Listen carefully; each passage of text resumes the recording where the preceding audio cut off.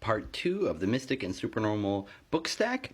You gotta start with Beyond Physicalism. This is a thing for the rationalist materialist in your life because the first chapter collects what they did in their last collection of all of the data on supernormal.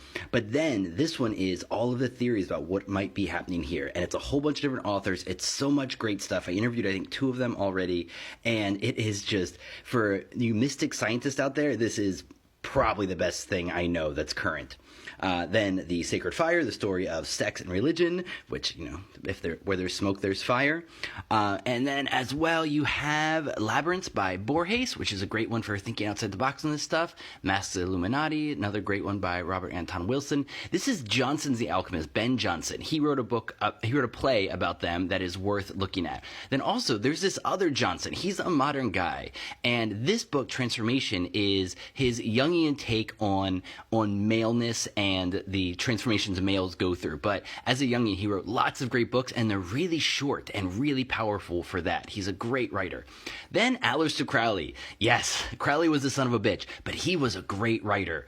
And this is almost all of his short stories collected in one place, and he hides a bunch of his mystical thinking on the tarot and things like that inside these stories, as well as a bunch of psychoactive stories, which is close to my heart.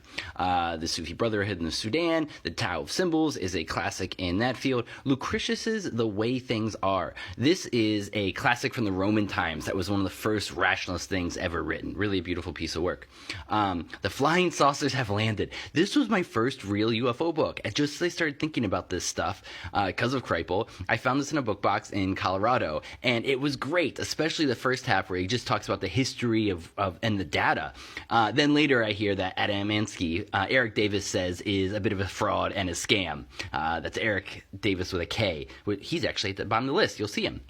But this is worth reading if you're into the history of this stuff. Then The Seal of the Unity of the Three. This is the pinnacle of Chinese alchemy with a great translation by Pregadio.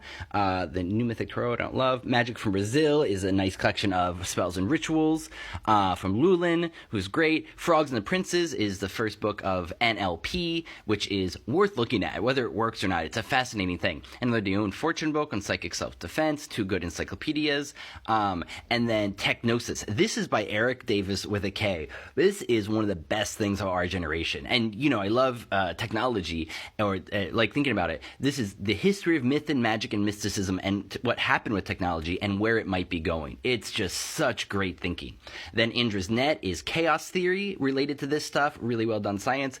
And then the Equinox, you can just buy Crowley's Equinox, and it's worth looking at. And they're out there for us to learn from.